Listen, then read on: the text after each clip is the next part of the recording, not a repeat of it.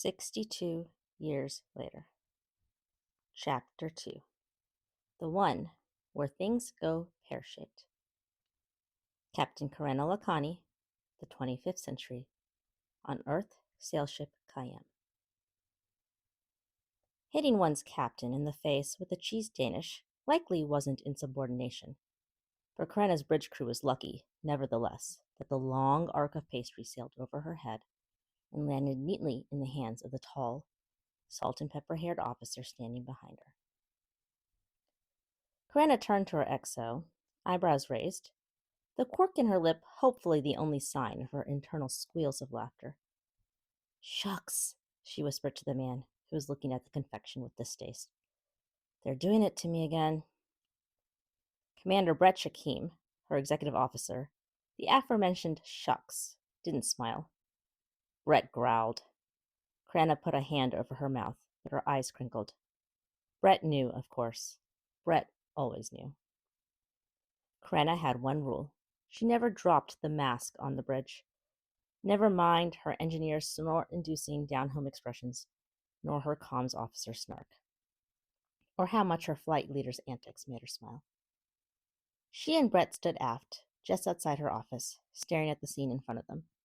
The flight leader, Lieutenant Tim Lakhani, was stationed a starboard at navigation, tossing assorted confections to every member of the bridge crew, his jet black curls bouncing with the effort. Of all the impossible and weird she had experienced in her life, marrying that guy 6 months ago had to be near the top. Stationed astern, their comms officer went to catch a jelly donut. The spin of the habitation ring, which included the bridge, had slowed in anticipation of FTL drive engagement later that day.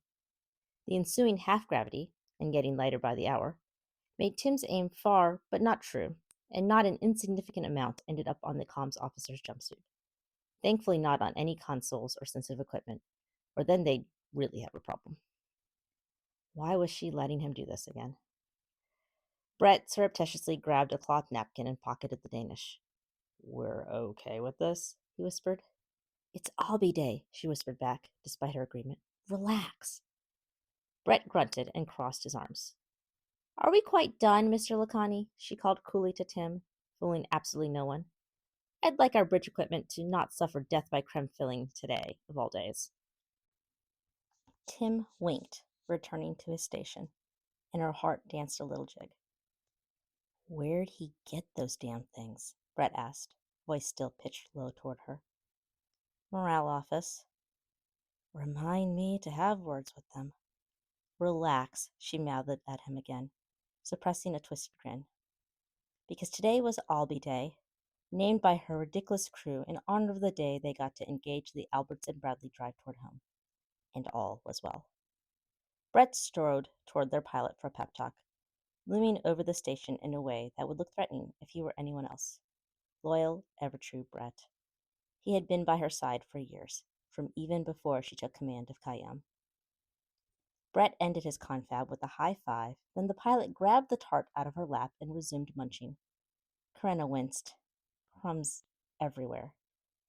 "XO," she called to Brett, trying to inject some order back on her bridge. "How's the secure down in preparation for float?" "Critical systems done." "Okay. How was everything else going?" Amidship, technicians checked wires and bolted down panels. Near her, the aft engineering station displayed a countdown of time until departure.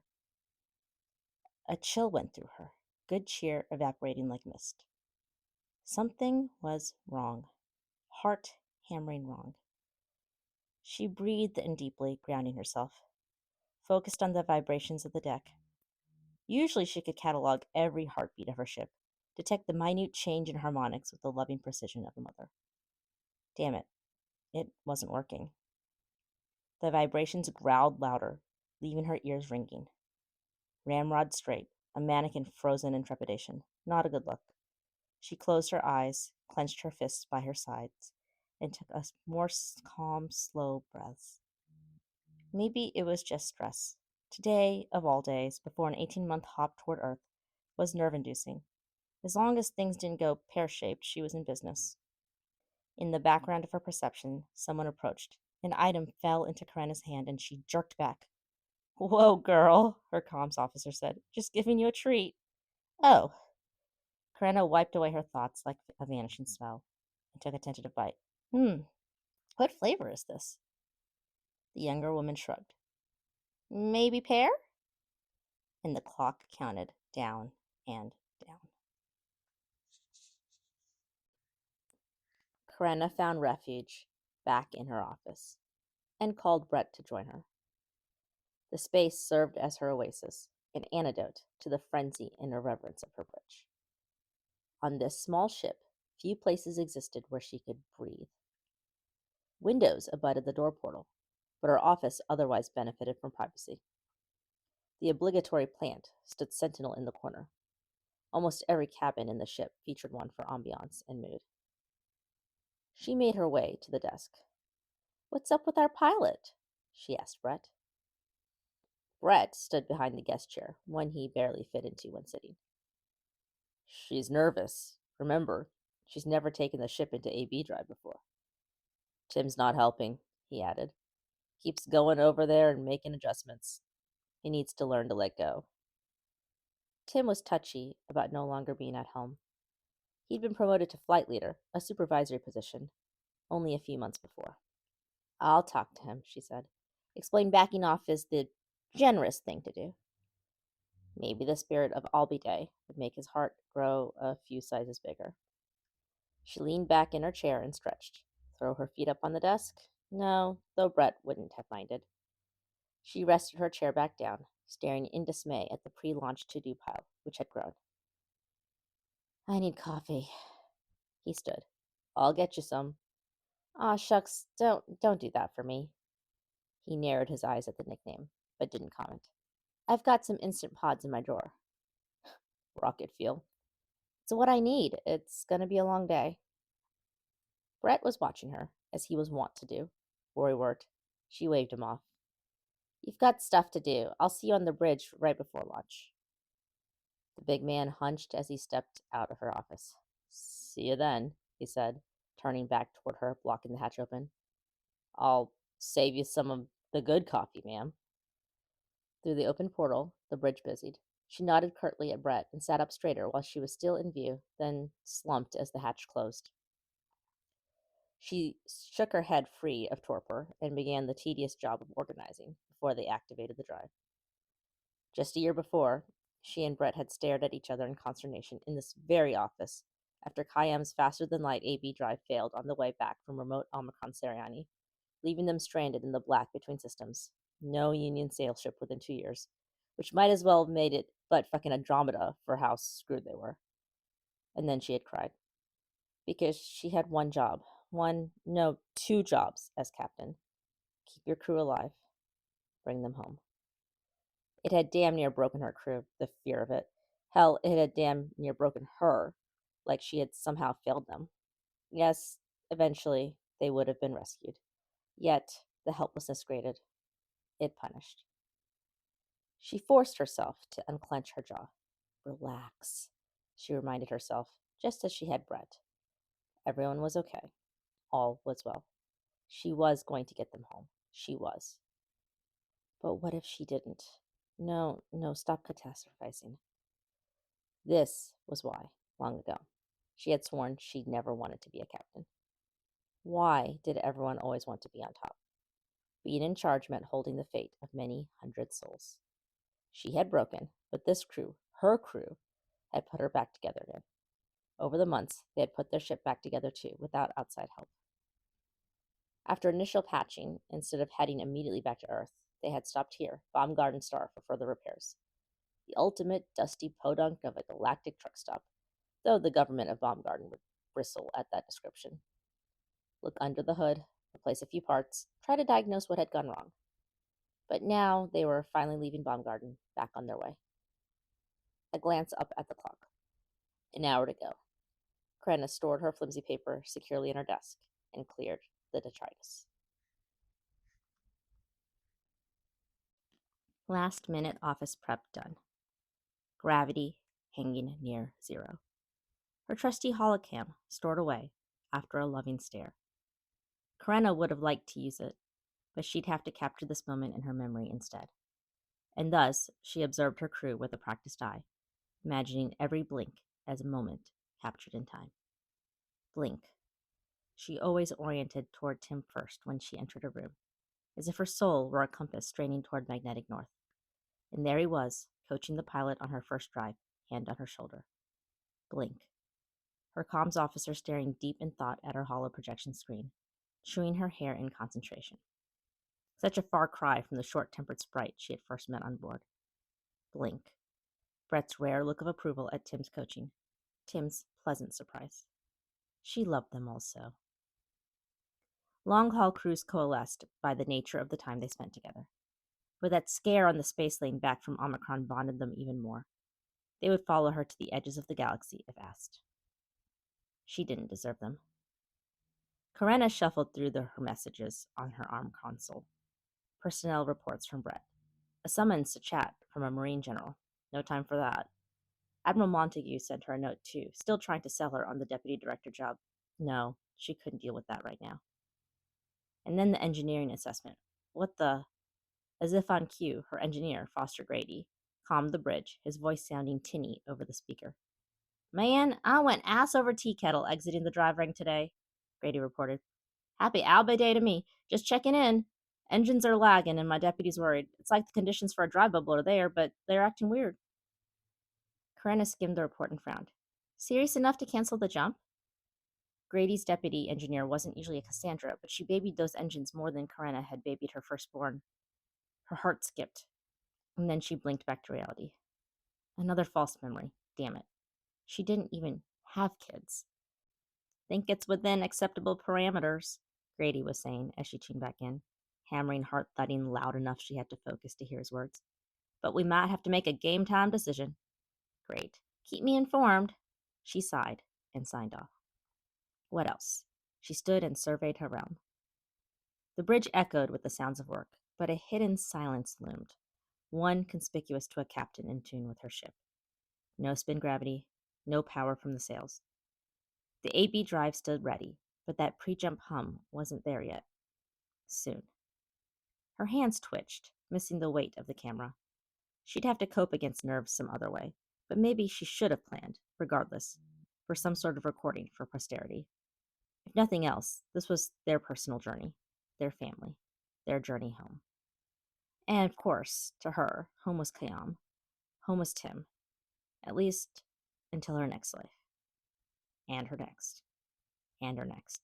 Hey, boss, called her husband. Think you can bless our pilot? Tim. God's damn it. As an ancient, Karenna was a human somehow evolved to be immortal, which wasn't actually the correct term, because she could die. She just couldn't age. But immortality connotated mysticism and mystery, to the point her home planet of Corollis, jewel of Alpha Centauri, had synthesized an entire religion around the existence of ancients. It didn't hurt that sometimes ancients suffered premonitions and false memories, like Karenna had been experiencing all day. And even though the officers of the Earth Union didn't treat her like a cross between minor deity and saint, her blessing was still considered lucky. She made a move to beg off, but Garcia, the pilot, awaited expectantly. So Karenna gathered serenity like a cloak and knelt down at con, putting her hands on top of the pilot's. If she truly had believed in this divine ancient crap, she'd be wearing her special ring from Corollis. But instead, she touched the appropriate spot on her finger and muttered a quick prayer. With her pastoral duty reluctantly thus discharged, she rose. Over the comm, Brett ordered the crew to stand ready as the captain made a ship-wide announcement. Karenna shook out her suddenly clammy hands and waited for the formal naval whistle to sound before she began. All con. This is your commanding officer, Captain Lakhani. 1 year ago, I reached out to you as we prepared to leave open space toward Baumgarten. Our steps grew lighter as our habitation ring slowed its spin, readying for brief moments of weightlessness before our drive activated and thrust us back into gravity. But our hearts did not feel light. We were scared, demoralized. We had encountered trying circumstances and had spent half a year working to make it right. But you know what I told you then? That I had hoped this would be our odyssey, guiding us into stronger bonds, stronger hearts, stronger characters. That I hoped we would become a family. The words caught in her throat. Something was wrong. A shift in the air. A ripple in space-time. Oh, no. It was her special thing, the knowing. It had happened that fateful day when their ship had broken down in the middle of nowhere. The whole morning she had felt off. Then disaster had struck. Karenna paused, as if for effect. Maybe no one would notice as she experienced one of her reality-altered moments. As if in double vision, in front of her, something came out of a cloud of dust, shimmering, fading in and out. In a moment of absurdity, she imagined a flickering light bulb and had to swallow the panicked giggles. Time to wrap the speech up before she lost it entirely. And I can tell you, she continued with false vigor, I was right. We are kin. We emerged from our personal crucible and we were forged in the fire. We know now whatever we need to do, whatever we need to face, we can do it together. Happy Albi Day. May the gods guide and protect you all. As she finished, 2 stomps thundered as grav boots sounded in unison. The bridge crew returned to their duties. Bile rose in her throat, and she swallowed it away, shaking out clammy hands. Only Brett or Tim would notice it behind her command mask. But Tim wasn't looking her way, and Brett, forever solid and true, knew the best thing to do was to help her punch through. Grady, she called into the comm. Everything working the way it should? It's working till it don't work no more, came the drawl. Killing it with the competence there, Commander. Should she cancel the jump? Yes, absolutely. At least delay until they check the engine out again. But there was something about that shimmering cloud. Compelling. Calling. Yearning. Her dread disappeared. In its place, anticipation. So be it. On her head. Exo, is my ship ready? It's ready and yours to command, Captain, he said, giving the ritual response. She opened another channel. All crew, please secure your stations and yourselves. Commander Grady, spin down the habitation ring. Exo, you are the officer of the day. Acknowledged, Captain, he said, as they secured their crash webbing. Her disorientation increased as their bodies grew lighter. Time to float in T-minus 42 seconds. Forward sail stowed, the engineering department reported over comm. Deflection shield activated. All engineering personnel exiting the drive ring. Commander Grady awaits your orders. We're on float, comms announced. Helm, angle ship for thrust gravity. Yes, sir, ready to aim up, up, and away, came the response. Engineering, rotate drive rings to match our orientation and engage drive my mark. Nav, is our destination keyed in? Keyed in and confirmed, Commander, Tim said. Ready to kick this bucket down the road. Helm, stand ready. Engineering, mark. The whine of the drive pulsed through the bridge. Punch it. The whine grew louder. Their pilot keyed wildly, the hollow display above our station demonstrating the futility of her efforts. Karenna toggled the comm. Foster Grady, what the hell's is going on down there? She clutched her ears and winced. Then a boom, right off their bow. The ship shook. Tim unbuckled his webbing, launched himself forward, and shoved the pilot off her station. Take nav, he snapped at her. It's all piss and vinegar up here, Cap. Grady's voice cut in and out. That squeaky wheel Lee was on about is spinning out of control. We need to shut the damn drive down. Karenna raised her hand to give the order. Then she gasped. A ship, caught in the crosswinds of a rift. Right in front of them. It was struggling, a locust caught in a predator's web. Karenna looked around the bridge, but no one seemed to notice what she was seeing. Brett, collected as always, listened gravely to damage reports. He glanced at Karenna, brows drawn. Cap, we need to shut it down. Not yet. No, not just yet. A little more time. Captain, there's something out there, she whispered. Brett startled toward the screen, then shook his head in consternation. There's nothing. Karenna clicked her tongue. Hold, she repeated. Let me know if the ship's fallen apart. She returned her attention to the scene in front of her. The little ship was fighting valiantly. If Kayem turned off the drive, would it be free? Was she causing this? One of the previously repaired consoles fused out in a shower of sparks. She raised her eyebrows. Ship's still holding together, Exo? He nodded. Captain, reported comms. I'm seeing a sensor echo. It's spiking in time with the vibrations from the drive bubble.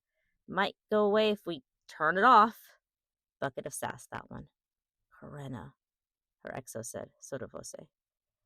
The ship groaned as if some external force was mimicking the internal warping of her soul. Should she? She knew, in her heart, they weren't causing the rift, that the other ship would suffer if Kayem gave up now. But her own ship was about to suffer too. Brett was right. She had to. Shut it down on my mark. Alert, alert, Brett said into the comm. Captain says be ready for shutoff. On her mark.